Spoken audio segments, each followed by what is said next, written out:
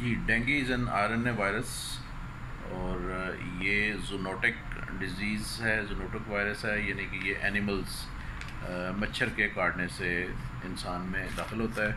मच्छर इसका वेक्टर है, यानी कि इसको वो इसकी परवरिश करता है अपने अंदर और इसको ह्यूमन टू ह्यूमन इसकी ट्रांसमिशन करता है, और एक ह्यूमन से लेकर दूसरे ह्यूमन में भी, और मच्छर से ह्यूमन के अंदर इसकी ट्रांसमिशन जो इसका वेक्टर मच्छर करता है। मच्छर जो है वो ईडीज़ इस मच्छर का नाम है।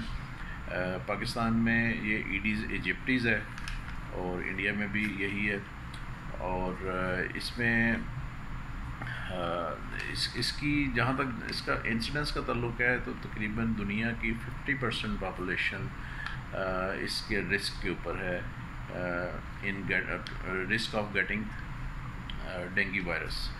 तो इसकी जो साइन सिम्टम्स हैं उनके अंदर fever top of the line ज़ाहिर है कि डेंगू वायरस फ़ीवर है। ये इसमें फ़ीवर ज़रूर होगा। फ़ीवर हो सकता है, लिम्फ नोड जो होती हैं वो इनलार्ज हो सकती हैं, जिगर में थोड़ा सा डैमेज हो सकता है, प्लेटलेट्स फॉल कर सकते हैं, नाज़िया, वॉमिटिंग, डायरिया। और उसके बाद इसके अलावा इसके जो स्किन मैनिफेस्टेशंस हो सकती हैं, स्किन पे रैश हो सकता है। तो ये जनरलाइज वायरस की जो होती हैं साइन सिम्टम्स, मैं वैसे डिस्क्रिप्शन में लिख भी दूँगा उनको, वो होंगी इसकी। और इसमें जो मोर्टेलिटी रेट है, अगर तो अर्ली डिटेक्टेड है और वेल ट्रीटेड है तो 1% है, और अगर जिस भी स्टेज पे ये डिटेक्ट हो जाए उसमें ये 2 to 4% है इसमें मोर्टेलिटी रेट। और अगर अनट्रीटेड है तो इसमें मोर्टेलिटी रेट अबाउट 20% है। सोच लेंगे कितनी बड़ी एक दुनिया की पॉपुलेशन है जो कि इसमें इससे अफेक्ट हो सकती है।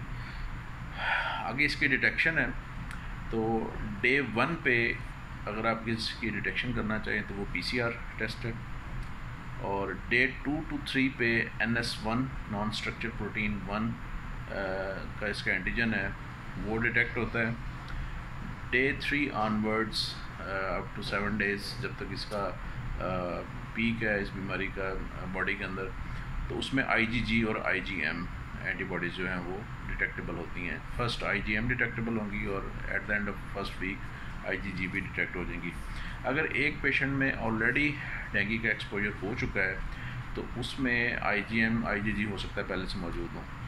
तो IgG या अगर उसकी वैक्सीनेशन वगैरह भी अगर किसी ने करवाई है तो उसमें भी IgG एंटीबॉडीज़ मौजूद हो सकती हैं। तो उस सूरत में 4-fold increase in IgG from day 1, I mean जब भी सस्पिशन है उससे, और उसके 1-2 दिन के बाद 4-fold increase in IgG antibodies जो है वो सिग्निफिकेंट है। और IgM एंटीबॉडीज़ में जो है वो 2-fold इंक्रीज़ उनकी जो टीटर में है वो हाईली सिग्निफिकेंट है। उसके अलावा इसके आम टेस्टों में हम CBC करते हैं। CBC में ल्यूकोपिनिया हो सकता है, रिलेटिव लिम्फोसाइटोसिस हो सकता है, और थ्रोम्बोसाइटोपिनिया हो सकता है। प्लेटलेट्स थोड़ी सी सीरियस डिजीज़ हो तो लेस दैन 100,000 भी आ सकते हैं, और बहुत सीरियस डिजीज़ है तो उसमें थोड़ा सा ज़्यादा भी फॉल कर सकते हैं।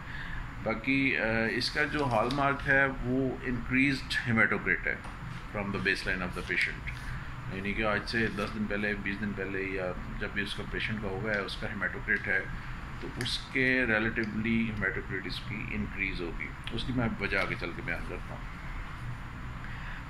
बाकी आ जाए उसकी जो इम्यूनिटी है, तो जो इसकी वैक्सीन है या इसकी जो डिज़ीज़ है उससे, जो कि इसकी 4-5 इसकी जीनोटाइप्स हैं और डिफरेंट वो वायरसेस हैं एक लिहाज से, और डिफरेंट उनका यानी कि डिज़ीज़ कोर्स तकरीबन सेम है लेकिन वो इम्यूनिटी के लिहाज से वो डिफरेंट है।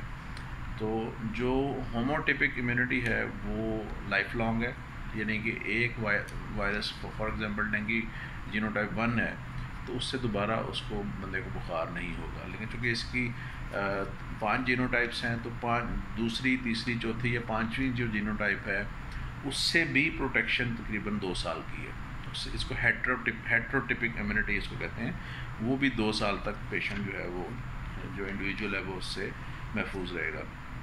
आगे इसकी जो टाइप्स हैं, डेंगू वायरस फीवर हो सकता है सिंपल, डेंगू शॉक सिंड्रोम हो सकता है। डेंगू शॉक सिंड्रोम में क्या होता है कि फीवर की वजह से और बॉडी के इम्यून रिस्पांस की वजह से, वायरस के अटैक की वजह से बॉडी में इन्फ्लेमेटरी रिस्पांस पैदा होता है, वो कुछ साइटोकाइंस एलेबरेट करता है, कॉम्प्लीमेंट सिस्टम एक्टिवेट होता है, वेस्कुलर परमेबिलिटी इंक्रीज़ हो जाती है। वेस्कुलर परमेबिलिटी इंक्रीज़ होगी, फ्लूइड्स लीक होंगे, एक्स्ट्रा वेजेशन होगी उनकी इंटरस्टिशियल फ्लूइड में, एडिमा होगा, तो उसमें उससे एक तो बॉडी का प्रोटीन कंटेंट कम होगा और दूसरा वाटर के कम होने की वजह से, फ्लूइड्स के कम होने की वजह से हेमाटोक्रिट इंक्रीज़ हो जाएगी। ये उसका इनिशियल साइन है। दूसरा, जब जो वायरस है वो चूँकि वेसल्स को डैमेज भी कर रहा होता है, प्लेटलेट्स को इन्फेक्ट कर रहा होता है, प्लेटलेट्स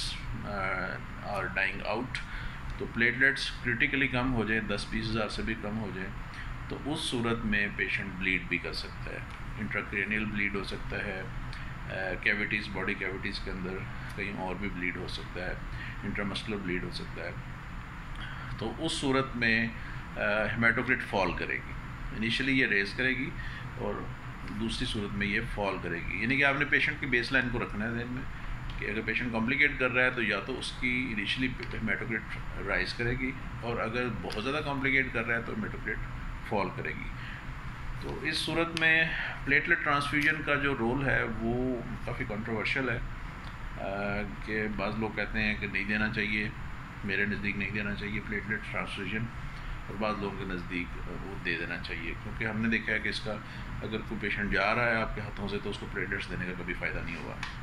बेसिकली ये प्लेटलेट कंजम्पटिव कोएगुलोपैथी है, डिज़ीज़ है, तो इसमें जितने भी प्लेटलेट्स देंगे वो कंज्यूम हो जाएंगे। और दूसरी बात ये है कि प्लेटलेट की जो कंजम्पशन है वो 1-2 दिन का मामला है, उसके बाद फिर इंशाल्लाह ये पेशेंट आहिस्ता आहिस्ता रिकवर करता है, तो बड़ी तेज़ी से प्लेटलेट्स ऊपर जाते हैं। With in days, rather with in a day, patient के जो प्लेटलेट्स हैं वो नॉर्मलाइज हो जाते हैं। अच्छा, उसके बाद ये है कि जो इसकी ट्रीटमेंट कन्वेंशनल है, एंटीपायरेटिक हैं, फ्लूइड्स हैं। फ्लूइड्स में एक बात ज़हन में रखनी चाहिए कि 70 kg से ज़्यादा बॉडी का वेट कंसिडर नहीं करना चाहिए, और 3 लीटर से ज़्यादा जो है वो फ्लूइड्स बंदे को नहीं देने चाहिए। इससे ज़्यादा देंगे तो उसका भी नुकसान होगा, और अगर इसे कम देंगे तो फिर भी ज़ाहिर है कि हाइपोवोलेमिक शॉक में पेशेंट रहेगा।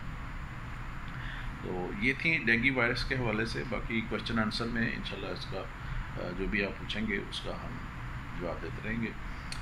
Thank you very much for following and viewing.